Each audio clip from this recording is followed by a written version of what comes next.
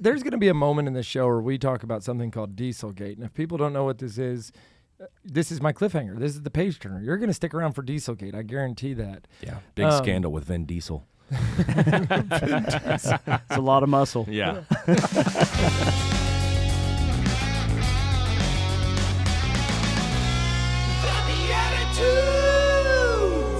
Yes, sir, BeatiDudes Nation. Welcome to the BeatiDudes, a show for Christian men walking arm in arm as we are pursuing our walk with the Lord. We are seeking the eternity through fraternity with the Trinity, and I have no other T's here except for that I'm surrounded by T's guys here. Well played, sir. It came out. Well played. Thank you. I'm Jeff Scheffelbein. Glad to be here with Nick Besner. What's going on? Everything. And Paul Kolker. Hello. There he is. You are the oldest man here now, all of a sudden, except, no, you're not. We are about, that. You use that old voice. Oh, yeah.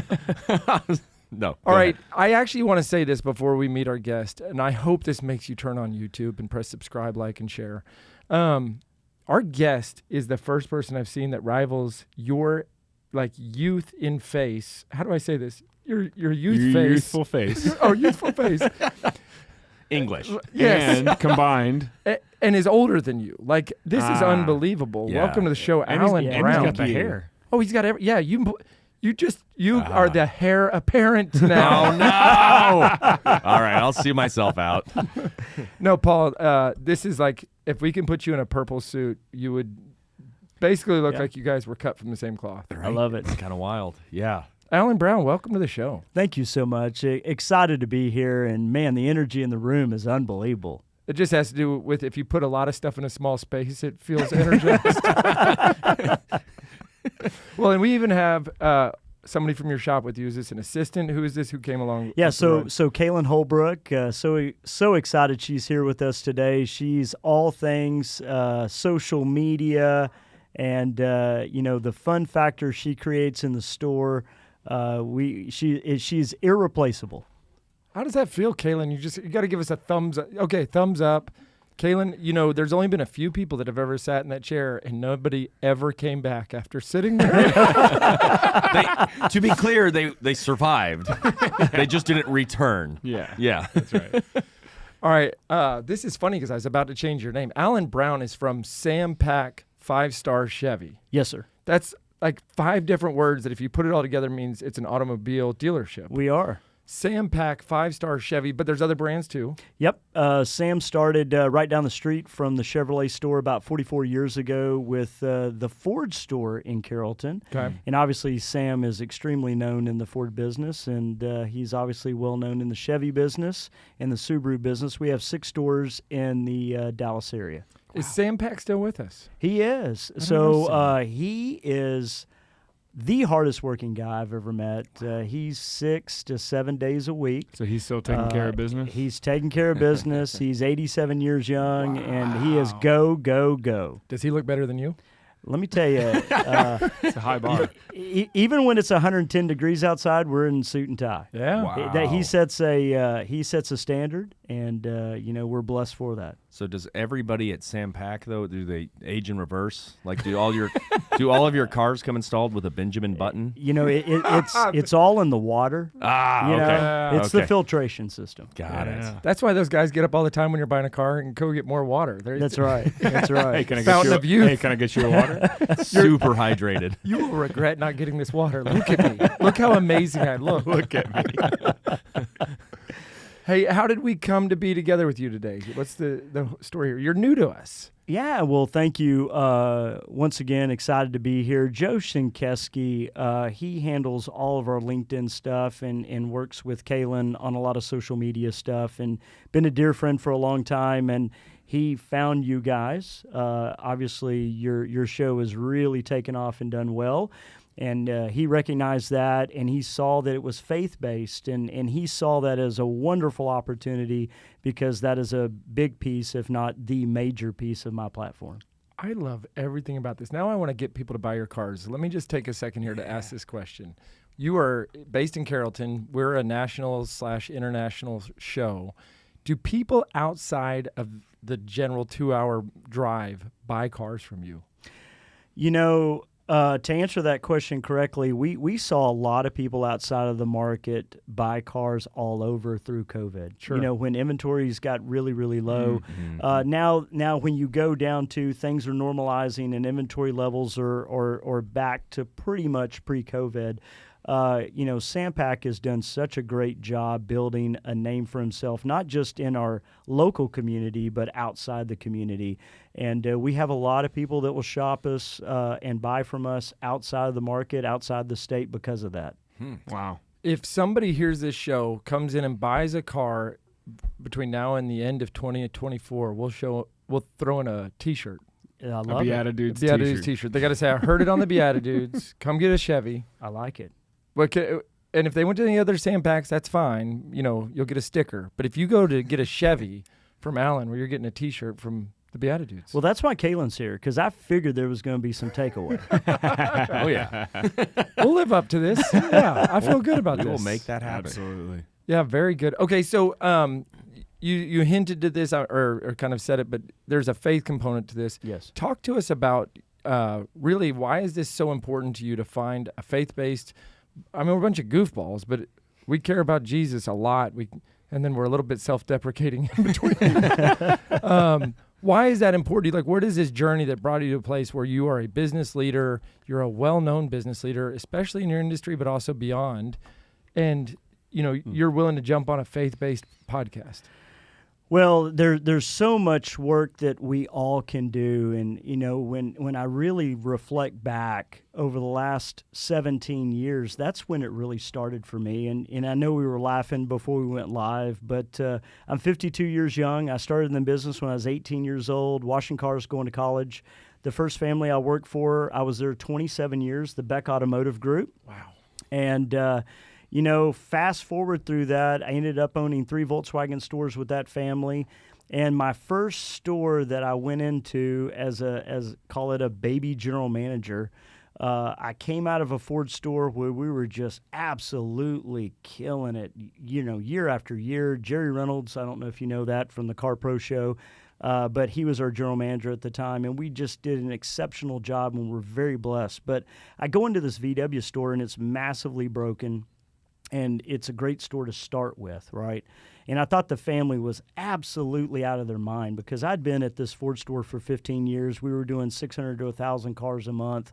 And I knew people at the factory, the finance arm, and why would you want to put me in a VW store? And they finally said, hey, you won't grow until you get uncomfortable. And boy, were they right. You know, so I go into this deal, get it going, but it's still not going where it needs to be. I'm there 2 years into about a 3.5-year stint. And man, I'm just looking at all the boxes that I've checked, and we're still not there, right? And I get this random phone call, and this is where it glues Sampac together. I get this random phone call from an employee from Prestige Ford that I hadn't talked to in a year and a half. And he calls to tell me he went to work for Sam, but more importantly, they ended their managers' meetings in prayer, and he just wanted to unpack that. So, you know, we've all had those Lord moments where, you know, we're being tapped. Hey, I got a message for you. Here's a box you haven't checked. It ran all over me. I hung up the phone, and I go, oh, my goodness, I've done everything but that, right? And so I went into my next manager's meeting. This was about 17 years ago. Went to my next manager's meetings and just said, look, guys, we're laying it all on the field, but we're going to start ending our manager's meetings in prayer. And this isn't prosperity gospel. Let me tell you, the store ended up failing. We did a buy, sell, and had to sell it. And that transitioned me to another VW store with the family. But we started acting in faith. And we started doing it consistently, not wanting anything in particular other than guidance and direction for our day and protection over ourselves and our family. And that changed everything. I appreciate that you would share that it doesn't just turn into gold. No. Like, Yes. I think sometimes we have this like desire to make it sound different than it is. Following God's will, it doesn't mean life gets easier or shinier. Sometimes, right. often, you get to witness the cross that is put on you because now you have a beautiful burden to bear. That's right. because now you have something that you're Additional supposed to strength. give. Right? Yeah. Yeah. So in the giving, what you made this shift 17 years ago. There's people that knew you before the shift. Sure. How did that start to transition relationships and work? And hey, Alan, what's going on? Are you dying? Like, what's? No. I think this is a tremendously great topic because, first of all, not only the transformation that you go through, the transformation you go through as a leader when you introduce Christ in your business, ending a manager's meeting in prayer, how you digest struggles. First of all, it makes you a student of the game every single day. You can't have a bad day, right? You've got to live out your faith correctly every single day. And let me tell you, folks, that ain't easy, right? And it's not supposed to be easy. But you start digesting stress differently. The other thing is watching the team develop and watching them start to interact. You know, first of all, it's the car business. You got a lot of alpha. You got a lot of people on commission. You got a lot of competitive nature in the service department, on the showroom floor, that sort of thing. So you can run into a lot of backbiting very, very quickly in that type of environment. And what it started to do is it started gelling people together, because when you expose yourself together in prayer, you're probably going to interact with your neighbor a little differently. The other thing that it started to do is we got to a place where we started sharing it. So, you know, I led it for the first year or so, and then I would call on you, and then I would call on you to end that meeting. Well, what it did is, first of all, it exposed who is really in their private prayer time, because, hey, we would chuckle because somebody would stumble for a brief moment or whatever, having a family moment, right? But, boy, you would see very quickly that strength, that wisdom starting to come out of them, the heart in that prayer. And then this story touched me, and this employee is still with me today, James Castles. He's our general sales manager at the Chevrolet store, and we've been together ever since. But he came to me one day and said, Alan, you know my dad. He's a massive leader of the family, big family, alpha male in the family, and he always led Thanksgiving prayer, always. And James spoke up randomly that next Thanksgiving and said, Dad, I got this. And, you know, hands together, big family, big circle. James leads it out. And his dad looks up almost teary-eyed and said, son, where in the heck did that come from? Right? And so, you know, that's when you know moments like that you're making the right impact. And it's all worth it. He's like, where'd that come from? From working for an auto dealership. Dad, I'm a commissioned sales rep, you know. It's pretty normal.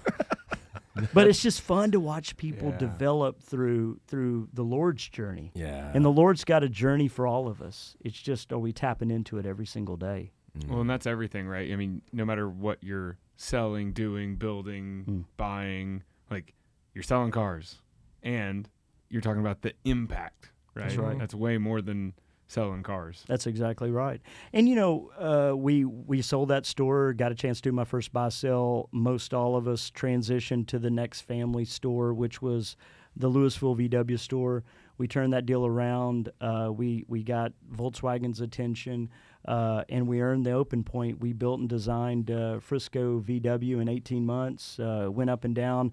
Rick Hendrick, the race car owner, prince of a man, absolutely everything that you think he is in the media, he is that plus personally.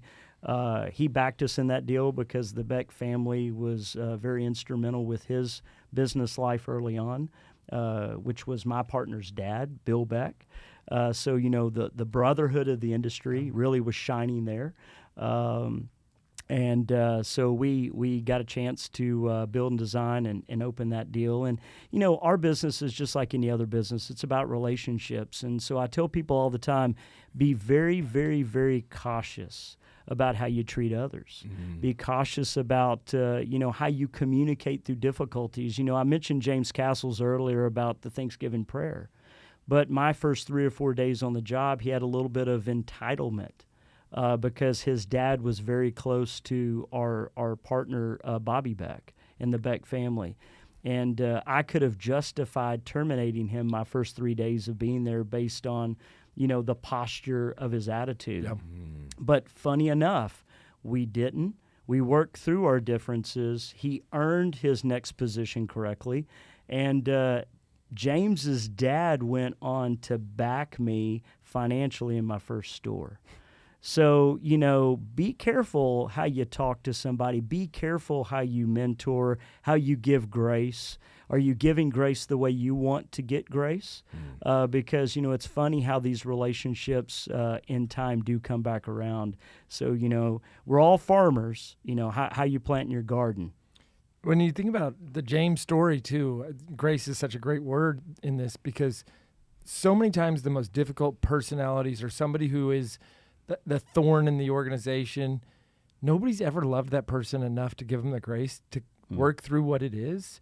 And you find that there's a diamond in that coal, right? You just got to work through it. You bet. But if everybody keeps treating them like, oh, here goes this guy again, and they either keep going or they keep getting passed on to the next company, like that's not leadership for us. That's not, Jesus wouldn't do that. That's right. I've seen so many leaders fail from fatigue. I call it leadership fatigue, where they get excited about their leadership role and they know they can go out there and make an impact, and they pour into Johnny and they pour into Mary, and he gets disappointed or she gets disappointed in how they responded to that mentorship and coaching.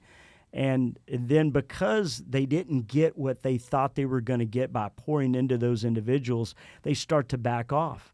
They start to get dull. And, as leaders, we've got to stay sharp, and we've got to understand that not everybody's going to take exactly what we give them every single time. But I promise you, you're making a deeper impact than you imagine. And you've got to continue to do the good work regardless of what headwinds you face. Every time you're talking, I keep thinking of this. Did you read the Simon Sinek book, The Infinite Game? Do you know what I'm talking about? I do know what you're It's talking basically about. like there's not an end. You don't reach something in our business life. Well, it's not a Christian book at all. But for us, the promise of salvation and eternity in heaven, the infinite game truly is. And so we don't have to be in a rush for our leadership, mentorship to bear fruits right in front of us. And, the fatigue comes because I think we have this like desire for control and results. But we're called to be the laborers, right? We're right. making the soil fertile, but we're not the ones who ultimately get to impact your heart. That's right. Well, and that's biblical too, right? I mean, and St. Paul was talking about, I think it was with the dispute about Apollos and people saying they belong to one versus the other. And St. Paul says, well, one of us planted, the other watered. It's God who gives the growth. And so there's that sense that if your intention is set on the right thing, which is the truly infinite, right? It's set on God, then yeah, he'll provide the growth, and you don't have to worry as much about, I'm not seeing the fruit that I want to see right now. Great point. Thanks. If you don't get good job every now and then, good job. Thank you. I feel affirmed. This is great. Affirmation's important. So there's going to be a moment in the show where we talk about something called Dieselgate. And if people don't know what this is my cliffhanger. This is the page turner. You're going to stick around for Dieselgate. I guarantee that. Yeah. Big scandal with Vin Diesel. It's a lot of muscle. Yeah. One of the things that's funny, though, a couple weeks ago we had a guest, and we finished the whole show by having a resolution. And I actually want to just, in this pause moment, say I think there's a resolution in here when you talk about getting uncomfortable. We talk about the power of praying when it was usually somebody else that led it. It's always you turn to the pastor, you turn to the priest, you turn to the father, like whatever it is, like raise your hand, right? There could be a whole resolution around stepping into prayer when it's not naturally going to be you.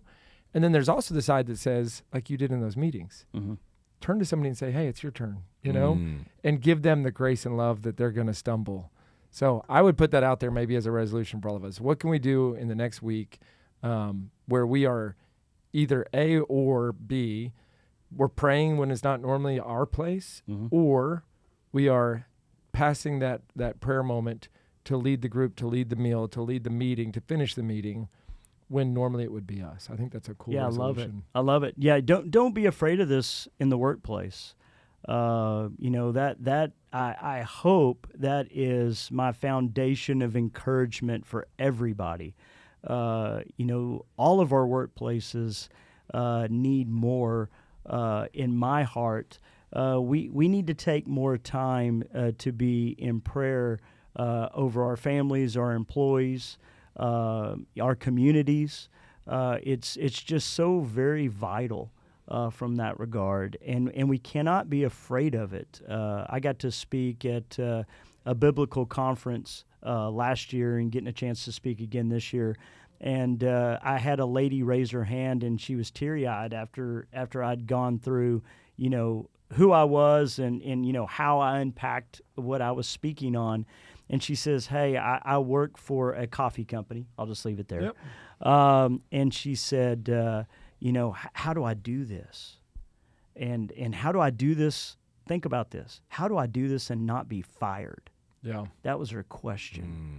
And I got a chance to ask her about, hey, do you have other employees of other religious backgrounds where it is identified that they can go look off to the east and have a moment of silence for themselves, and that's understood? She said, yes, that is an understood process. And I said, well, go lead with your process. Yeah. Right? I love it. Does the name of this coffee company rhyme with car trucks? That's all right. You don't have to answer. I'm always throwing out business ideas. That was actually pretty good. We're all automobiles today. It's funny. I think I told this to Nick one day. We're always like brainstorming business ideas. And this isn't even about the mega chain. There's local chains that you see their internal memos and they're paying for out-of-state abortions. You're just a coffee shop. Like, what are you doing? Right. I'm going to start one that's just coffee, no abortions. Like, That's the name of it. that's the legal name of the coffee shop. Like, I mean, you did name an energy company after a number, so why not? and we totally changed the BeatiDudes into the BeatiDudes. I did promo work like yesterday up at the station, at the Catholic radio station. And the guy who runs that station is like recording all this stuff for their big share-a-thon. They do it twice a year. And he said that he literally was, because the whole theme is living into the Beatitudes, but it came out Beatitudes, and they said that without even cutting the recording, he goes, man, Jeff. You've rebranded. Without even being in the building. Didn't even explain it. Just, we're the problem. Yes. And the solution.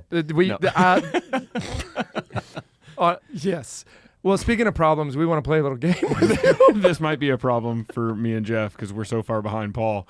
But This is the new season. This is season 4. That's right. Oh, He's the second guest of season 4. 3? I thought we were on 3. I know, but this comes out season 150, or this is 153. So it's the start I know of when his season comes 4. out. Oh. This is a pretty clean slate. I might have won last hey. week. We're not sure. We might have a chance to take a brief lead. He's a professional. I see that. I'm a fast study. The name of the game is Blessed Are the Joke Makers. We're going to win some points here. This one's going to be worth, 82 points. 82 points. That's a lot of points. And you're just the judge. He's going to explain this to you. Yeah, so we have a character card, Catholic card game card. We have to answer this prompt on the Catholic card game card as this character, and then you just get to decide whichever one resonated with you. So you just award the points to one person based on which one you like. Totally No subjective. pressure. Yeah. No pressure. No pressure. Yeah. I don't understand why guests always say that. We have a lot of pressure. Yeah, they have This no is actually a lot of nerve-wracking. Well, when he gave me the $50 bill, I didn't quite understand. Now I get it. I That's get why it. Paul's I get been it. winning You so weren't much. supposed to say that out loud. That was a down That was the payment. quiet part. There's more. Yeah, and I was going to pay 4 to 5% interest over the years. Here. I thought you say $32 more to make it equal to the points. That's it. That's it. All right. For the character that we all have to become, that we have to embody, is as a U.S. president, I will be canonized for blank.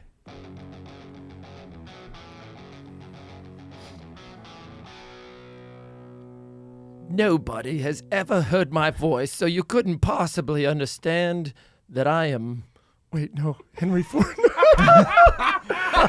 You have heard Gerald Ford. But all I want to know is, will you be my baby general manager? I will be canonized for promoting you to baby general manager. terrible. Wow. I have blown this so badly. No, that's right. I mean, we've also all heard of King Gerald VIII. So it's This is why he didn't give me $50. Nobody's heard Gerald Ford's voice. I stand by it. I mean, the people who were alive at the time did probably hear his voice. Or we can press play on Google. As a U.S. president, I will be canonized for strategery. Strategic growth, strategic prayer after meetings, and strategic leadership. I'm going to give you credit for actually coming up with strategic. Well, I can't even say it. Strategic. Trying to lean into it. Nice. Okay, no pressure. Now watch this drive. Well, after taking our entire nation to the moon and leading us, I will be canonized for ensuring that every new car has a top. Okay. Too soon? Okay, you actually have to pick. I mean, it's weird. You have to pick somebody, and nobody feels good about this on this side of the table right now. Kaylin, this is a lot of pressure, isn't it? All right, am I picking right now? It looks like you are. I'm $50. picking right now. Great job. Oh, was that? Oh, so it is me? Okay, thank you. All right. Yeah, if you're not I on didn't know YouTube, if it was going to be a bait and switch. No, that only happens to me, Paul. They're like, Nick, that was so good. I really, but Paul's getting the points. Yeah, that was good. congratulations. That was It was actually excellent. Thank And I mean, he you. finished with "Watch this drive." Now watch this drive. That's an actual video Well, clip. what you didn't see is his whole posture. I mean, he got all wadded up around the mic over here. Got to work on my characters. I got to work on my facts. just names even. Okay, for being our celebrity guest judge, you are the first human, no joke, to ever be awarded a pair of BeatiDudes socks. They showed Wow. up yesterday. These socks We just received self-branded socks. Like that we're giving to how you. conceited I are love we? it. Thank Now, you. We did have the option when these socks were being made to have our face all over it, over and over, or just once at the top so that people walking behind you can see our faces smiling back at you. Cartoon versions. So these are your own BeatiDudes socks. They're Thank religiously funny. I actually need to share this with the audience. We don't even know how we're going to sell this to you, so just send us money and we can send you some socks. Such a good closer. If you sign up for our $100 a month fan club, we will get you a pair of I socks. promise. Let's go create that first. There's a QR code on here, Yeah. Kaylin, and it says, experience authentic fraternity to eternity, and then in parentheses, or just enjoy the website. Like, you could do either one of those. And then it explains the show. So this is from a company called Sock Religious. You can get your own socks, not our version, but others at sockreligious.com. And you can get a discount by putting in a / one direction or the other, forward slash. followed by BeatiDude. BeatiDudes. That's right. And, that's all happening right here in the Lucid Private Office where we are recording this today. How is that Lucid Private Office water you're drinking there? Delicious. Why'd you become Yoda? Good this water is. All right, we'll be right back right after this break.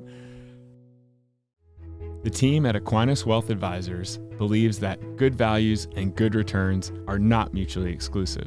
Using a tech-smart and morally sound approach, they provide investment alternatives that align with Catholic teachings without sacrificing returns. These days, faith-driven investors are finding it hard to know where their money is going. They have no visibility into what their dollars are supporting, but there's a better way.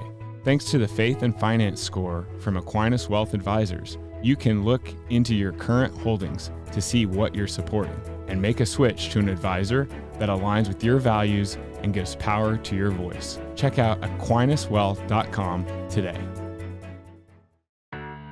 Hey BeatiDudes, it's Jeff here. When Nick and I set out and we started this company, Undivided Life, we decided to not use traditional healthcare, but we went with Solidarity HealthShare because we thought it was an affordable and ethical alternative that matched the needs of our business and our growing families. Since then, my family put Solidarity to the test. We've had pregnancies, babies, emergency room visits, even a brain surgery for one of my children, and Solidarity has been an incredible partner and has also had the cost and the ethical approach that we love.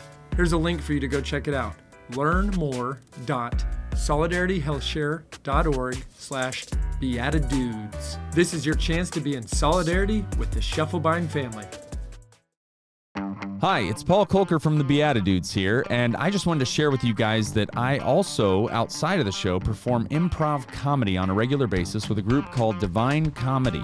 So what we do is we come up with everything on the spot, so whether you're looking for faith-filled, fun, family-friendly comedy for your youth night, or whether you're looking for clean comedy for your corporate event, Divine Comedy can perform for your group and even get you in on the action. So if you'd like to hire us to come out and perform for your next event, check out DivineComedyImprov.com. Divine Comedy, an inferno of fun.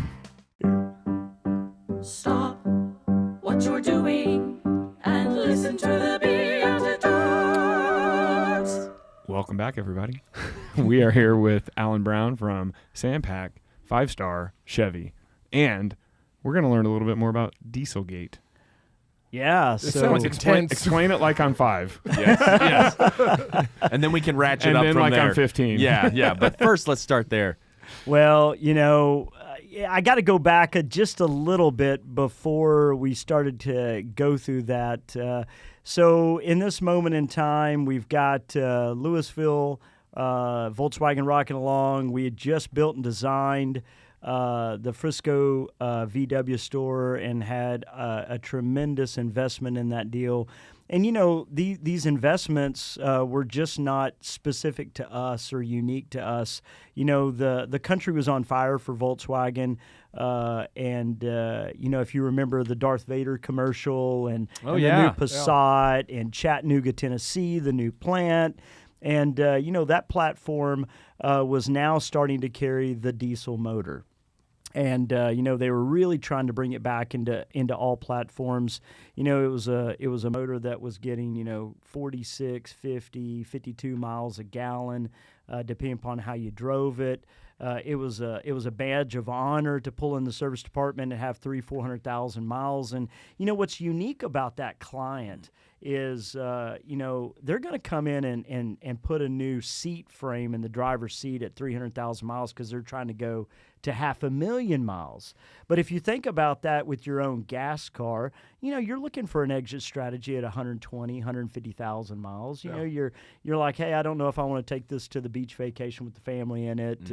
It's probably time to upgrade. But, that diesel platform just really had a huge following, and it just really performed well. So that's why we're building these stores. That's why we're trying to, at that moment in time, accumulate more, and the brand's going to scale in the U.S. And it represented about 50% of our business. Wow. So if you think about this for a brief moment, if I took away 50% of your business revenue overnight, could you survive? And if you do have a plan to survive, what does that look like to ratchet it back so you can survive? All right, and so that kind of sets the tone for we get the Frisco store up and running. We're about 90 to 120 days open. Through this process, I've been elected to different boards, marketing council, regional council, finance council, product council. And then, along the way, while we're in construction of Frisco, I was put on national council with Volkswagen of America. And all this means is it's a non-paid position where you sit on a board, and there's 652 dealers, and, they're going to have complaints that you table up with the brand. And the reason why that's so important, all these councils in the automotive sector are so important to the manufacturer, is because they're not in the stores every single day, right? And they need feeling from the field. Hey, Honda's beating us here, Toyota's beating us there, and we need more of blah. And that's what we're doing. We're taking that information, we're tabling that information, and making sure we take action on that information. So I'm about ready to time off on National Council as Frisco's getting close to being open, and they said, hey, what do you think about being chairman of National Council? And I was like, well, I've had an opportunity and been blessed to do everything else. So sure, I'd love to continue to give back. We've got a tremendous investment, and that'll keep me, tethered with the investments that we've made. And so then we're open. We're starting to do business. There's nothing like opening a brand new facility. Yep. And the moment you open the doors, it's still crickets, right? You know, I mean, you're Cut just the ribbon. Yeah. Where's all the? I mean, your service business isn't quite there yet. Your parts business on the counters isn't quite there yet. You know, you've got some people looking at you from a sales perspective, but it's not like operating a deal that you've had for 10, 15, 20 years like we did at that time with Louisville. So, hey, you know, we're fighting through that the first couple of months. I'm at a council meeting, and I'll keep some of the names out of it. But I'm at a council meeting, and I had a VW executive lean to me and say, hey, we got a problem. And he's literally looking at his cell phone, and he's seeing some text come across. And I said, I mean, you know, what is it? We got too many red Jettas in the Northeast. I mean, you know, what's our pain point? He said, no, we've got a problem with the emissions on our diesel cars, and we're probably going to have to go into stop sell.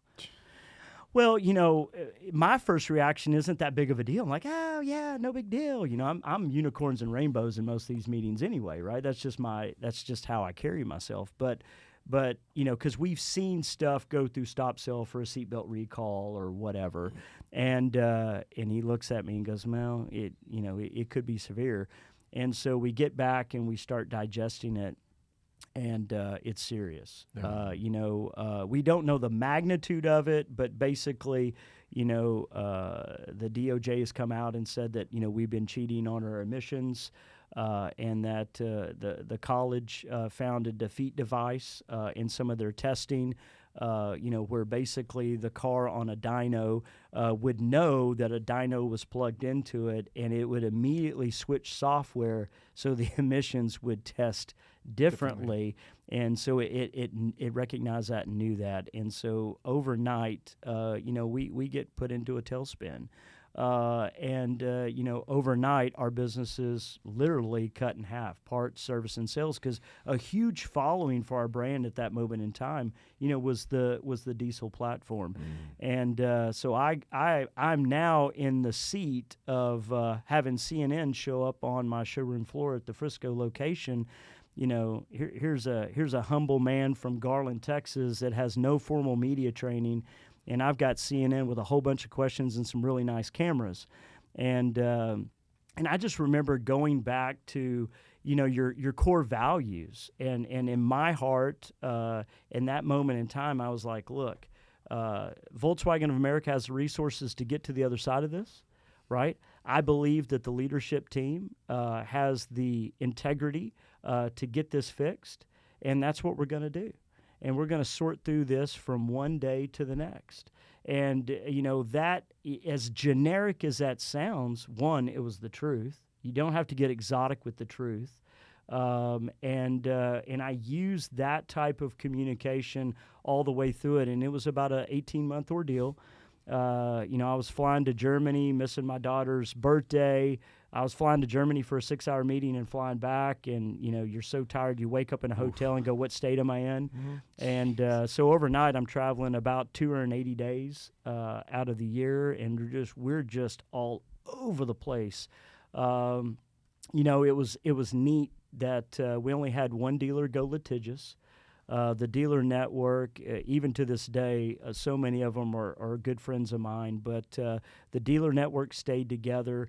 And, you know, we all had to agree pretty quickly that we needed to interject some grace. And, you know, when you're talking to a bunch of investors, dealers that obviously have other brands and maybe have been through another brand bad experience before and not know really the magnitude of what we were going to face, you know, sitting down with them in a group setting, which we did at NADA, and say, hey, we need one thing from you. We need time, which is a form of grace, right? Yeah. Because without time, you really don't know what we need to do from our vantage point as a dealer network and how we communicate through these troubled times with our partner, the brand. And, you know, funny enough, that's how really Sam Pack and I got to know each other, is through this process. You know, he called me about 9 months into it, and And I probably told him a little bit more than my NDA allowed at the time, but I knew I could trust him. And, being the man that he is, he didn't have anybody recording me because I did ask him that. I said, hey, you can't record this. But what he did do is he Big Chief tablet. He wrote everything down, right?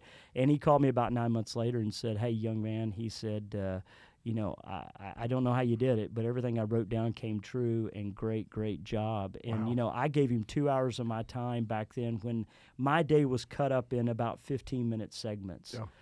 Because I was doing about 9 interviews a day. There's probably 150, 200 recorded interviews out there. All these guys ended up being friends from New York Times and USA Today and Automotive News. And, I laughed with one of the editors. He literally got promoted off of following all the Dieselgate stories and all that stuff. Wow. But my faith that we talked about earlier and really getting a chance to practice it in a tough deal that we ended up having to sell, and it was through a Sampac employee that gave me that example, right?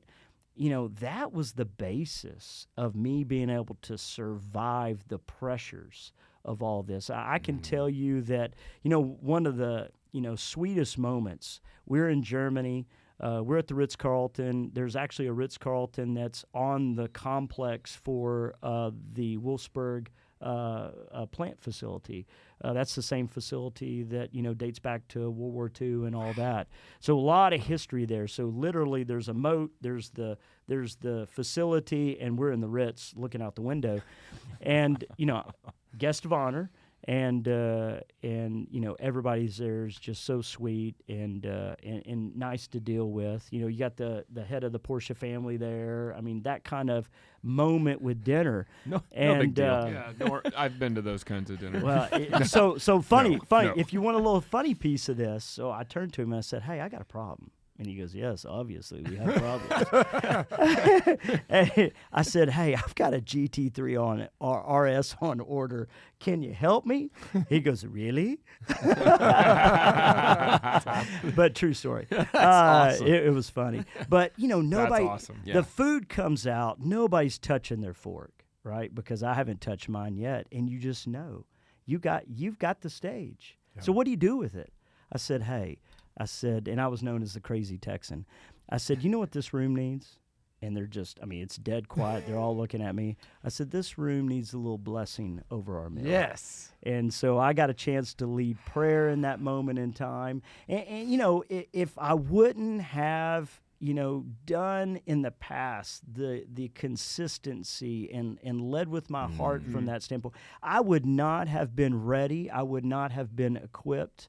And I don't think the outcome would have been the same. The Lord guided us every single day. And there were days my wife thought I was going to have a panic attack, heart attack.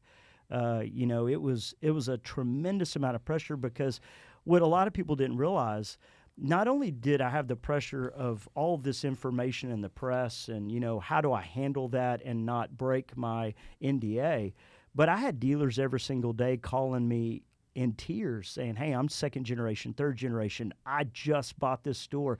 I leveraged my grandmother's estate to get it. Yeah.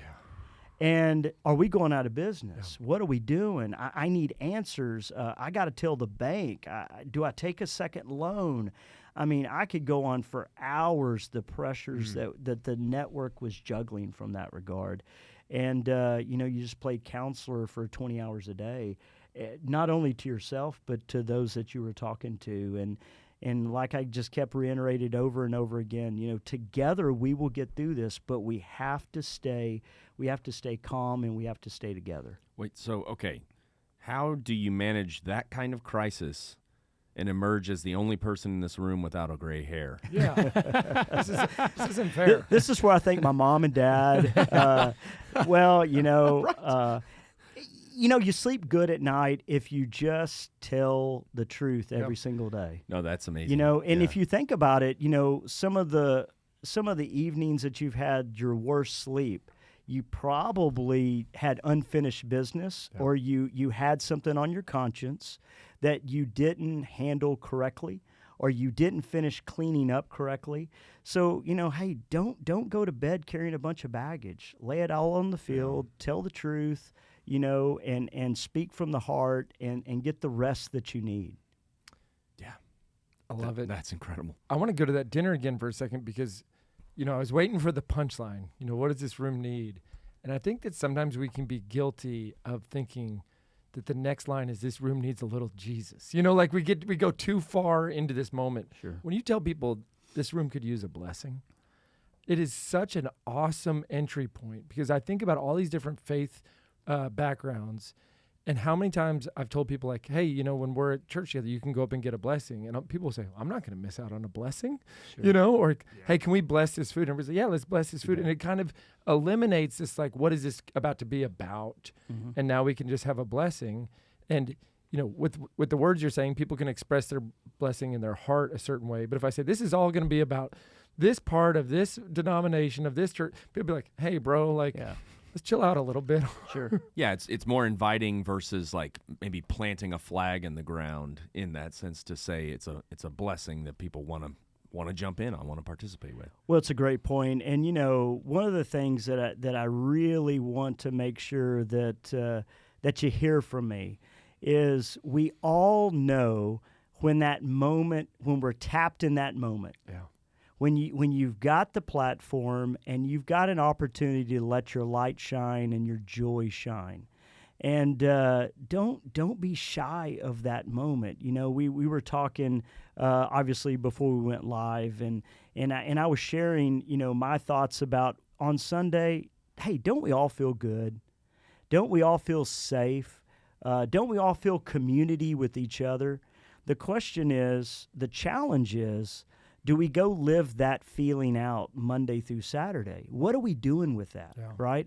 And those are those moments that I want to encourage you with, this room with, remind myself of, that that's what we're called to do. As we embark on this journey and we accept Christ and Christ is in our heart, is he shining through us? And we're all going to have those moments. The question is, do you act when you need to? As a leader, I'm 100% in line with this. First of all, did you have to cut people during Dieselgate? And how do people come back to you through that process in their own faith journey? Are people coming to you because they see you leading with faith to ask for guidance, prayers? Where do I even get started? How do I pray? Like, do you have that part with employees and vendors and people that just knew you to be not unshakable, but still faith-centered during Dieselgate?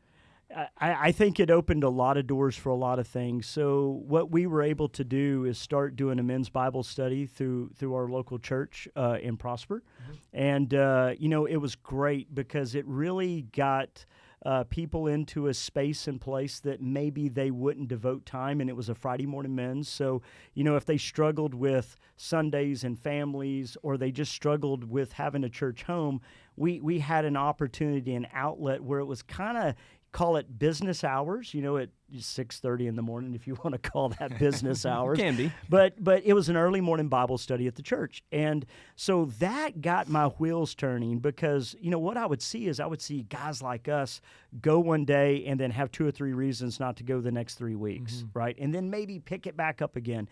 And so as that got a little bit more fragmented, that really launched my morning devotional. So I do a morning devotional Monday through Saturday. When I talk about, even making myself accountable, this is one of the ways, the way in my mind, that I make myself very accountable because at 5:30 in the morning, I send out a morning devotional from a devotional book and my recap thoughts of it, starting with Scripture, right? And then I send that out. And then on Wednesday, if you follow me on LinkedIn, and I picked up a bunch of followings, obviously through my business life and the diesel piece of it. But we do a Wednesday devotional, and that goes out on LinkedIn. I've got about 15,000 followers. And so we've seen that grow, and we're blessed for that. But, when I was at the Biblical World Conference, and, you go these conferences, right? And it's that one or two, maybe three things that you're like, all right, that's what I got out of it, right? Let me tell you what I got out of it, and it was a phenomenal conference. But this absolutely ran all over me. So they did this deep study on individuals that were in the Bible different amounts of days per week. And so if in this study, if you were in your Bible 1 to 3 days, it had very little impact. If you were in your Bible 4+ days a week, massive impact. So I'm hearing that. I've kind of got the men's Bible study deal going, okay, how do I scale that without killing my crew? And at the end of the day, if I've only got 70 employees, I already know where my maximum scale is going to be. And it was a men's Bible study at that, right? Mm-hmm. And so that's where I started launching this devotional. And I tell you, the statistics, it changed me. Because I'm in the Word 6 days a week plus my Sunday. And, hey, but before you partake in something that isn't obviously honoring the Lord, and hey, we're all born into sin, and we all fall short of the mark, and we all have those moments, right? You know, knowing that you've got to get up the next day and shoot out a devotional at 5:30 in the morning, checkpoint. Right? Good accountability. Absolutely. And I tell you, it has blessed me as much as I hope it's blessed the others that's received it. And, I hope it continues to grow. And before we end, I'll make sure everybody has my cell number. If you want to be a part of it, just text me your name and number. I'll add you. I am still manually texting all this out.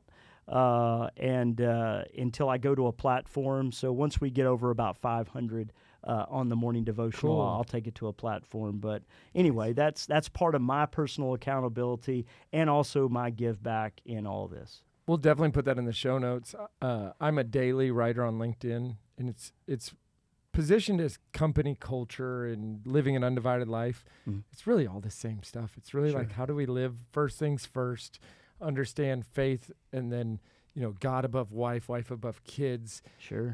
And then how does that then feed into how we show up in work, in our communities, that success in business is actually people coming out and being better human beings in their community. And you're leading people to Christ. You're leading people to truth. You're leading people to discovery. But what you said nails me. I can't explain it, but I have an accountability to myself more than anything. Mm-hmm. Like, I'll sit there and pray in the morning, what am I going to write about? And it's every once in a while I'll write beforehand, and schedule it. But that morning becomes prayer to write. And if I don't do it, I feel very off. Oh, sure. Absolutely. It's a good way to start the day. Or how many times have you written and you have to go back and reread it because you just felt the Holy Spirit was taking control, and you really finish and you don't know what you wrote? Yeah. I mean, I've had those moments. I'm like, oh man, let me make sure I've got all this right. Well, ask Nick, because I sprinkle in some humor, and later I'll start laughing. He's like, "What's so funny?" I'm like, "I'm funny. I wrote something funny this morning." I fully believe the key to being a consistent content creator is being able to humor yourself. Sure. You bet. Find joy in your own content. Right? You bet. That's really cool. Well, we're going to share all that for sure in the show notes. We're also going to have you back on the Friday show. The Monday show is really weird. We do a different ending to every Monday show. We've been doing this this is the beginning of season 4. We try to never repeat anything we've ever done before. So when I'm in a Mexican grocery store, I might just grab something like Chivas Chamoy. Wait, hold on. I grabbed the wrong one. What? I got you some gummy bears covered in gosh, what are these covered in? Is it tahini or something? Like Ghost pepper? I don't think so. Is that bad. Your Christmas and your birthday? Exactly. So. Yeah. No, the one I actually want us to do is El Chavito. We're gonna eat some piña enchilada. Oh wow! But you're a sales guy, right? You've sold a car before. Yeah, we're all salespeople. Yeah. At the end of the day. So what's gonna happen is every one of us is gonna have a piña enchilada or two while we're sitting here. So go ahead and grab your one or two piña. You wash your hands, didn't you? Yeah. Okay, I just the other day. Yeah. Pincha. I called it a pincha. Piña enchilada. But here's the deal. In 5 words or less. Candied, I don't know. Okay. I think it's edible, though. It looks edible. You think? Okay, listen. Eat it. And then when you're done, you got to eat the whole thing. Okay. Alan. Just go Yeah, for yeah, it. And what's at the end, we're going to take turns. You're going to be our judge. You got this, Kaylin? You have to sell Kaylin on why she should eat a pina enchilada in 5 words or less. Guys, let's turn it into 4 words or less. We got to get a little bit harder.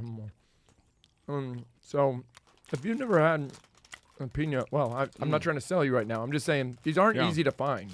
They're rare. They're rare. That's like the gift that keeps giving. Yeah, there's layers to that one. All right, so we'll let you go last if you want. Yeah, on the sale. absolutely. Nick or Paul, are you ready to sell Kaylin on a pina enchilada? Fire pineapple, sweet and spicy. Sweet spice. Yeah. Yeah, we'll take it. 5 words is fine. You got that one? Okay, and then what's yours? Sour Patch Kids, but spicy. Wow. I thought you were going to say, but Mexican. Sour Patch Hijos. Yeah. Kaylin. El Chavito! You win the enthusiasm game. International experience. Going on a journey. Trying to lure in. Yeah, you actually have to pick somebody. It's a lot of pressure in this room. Please don't pick me. I'm home court advantage. And we're going to put 4 points on this because we ate 4 pina enchiladas. Points don't do anything for us other than pride, but who wins this? Somebody made you want to eat one of these, maybe. Sour Patch. Yeah, that was good. Yeah. Guy bats 1,000. He just hit the cycle on the show. This is ridiculous. Wow. All right. Well, what's the best way, if people are listening, for them to follow, get in touch, go along? Is it LinkedIn? What do you want to point people towards? Yeah, so if you go to LinkedIn, you can obviously follow the Wednesday devotional and then my cell phone. Let's hear it. Here we go. 972-824-6096. 972-824-6096. If you'll text me your name and number, I'm not going to share it with anybody. I'm just going to put you on one of the groups for the morning devotional. It'll turn into your alarm clock. It comes out at 5:30 in the morning every single morning, Monday through Saturday, direct from me. I hope you send me a note. I love this. So cool. All right, ladies and gentlemen, we are going to take you out of here. We'll see you on the bonus show on Friday. We would love for you to go and buy your next car from our good friend Alan Brown. So we will see you on the showroom floor. For the rest of you, we will. See you in the Eucharist. God bless you. Well, you drive down the highway, you're riding a horse at the office doing accounting, or making coffee or shoveling dirt. Well, maybe you're sick at home. Turn on the BeatiDudes, the BeatiDudes. Thanks for tuning in. If you'd like to join us at our undersized table, subscribe to the video version of the show on YouTube by typing @ that's the symbol @, so shift and 2 on your keyboard, @ the _ BeatiDudes on YouTube. We'll see you there.